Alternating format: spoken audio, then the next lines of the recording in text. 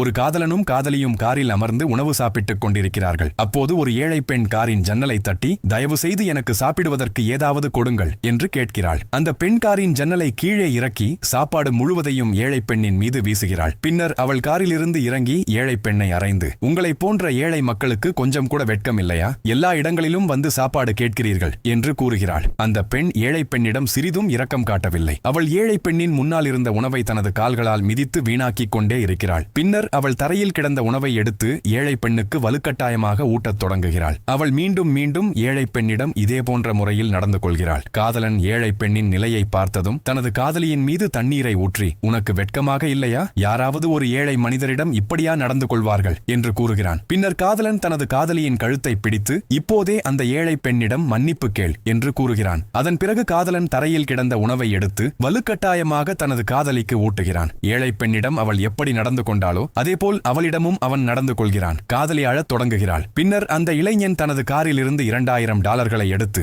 ஏழை பெண்ணின் முன்னால் மண்டியிட்டு அவளிடம் மன்னிப்பு கேட்டு அந்த பணத்தை அவளிடம் கொடுக்கிறான். ஏழை பெண் சோகமாக அந்த பணத்தை ஏற்றுக்கொள்கிறாள். பின்னர் அந்த இளைஞன் ஏழை பெண்ணுக்கு ஆதரவளித்து அவளை காரில் உட்கார வைக்கிறான். காதலி தரையில் அமர்ந்து மன்னிப்பு கேட்கிறாள். ஆனால் காதலன் அவளை தள்ளிவிட்டு தனது காருக்கு சென்று அதில் அமர்கிறான். காதலி தொடர்ந்து மன்னிப்பு கேட்டுக்கொண்டே இருக்கிறாள். ஆனால் காதலன் காரை ஓட்டிக்கொண்டு அங்கிருந்து சென்று விடுகிறான். காதலன் தனது காதலியிடம் நடந்து கொண்ட விதம் சரியானது என்று நீங்களும் நினைத்தால் வீடியோவை லைக் செய்யுங்கள். மேலும் கமெண்ட்ஸில் ரெஸ்பெக்ட் என்று கண்டிப்பாக எழுதுங்கள்.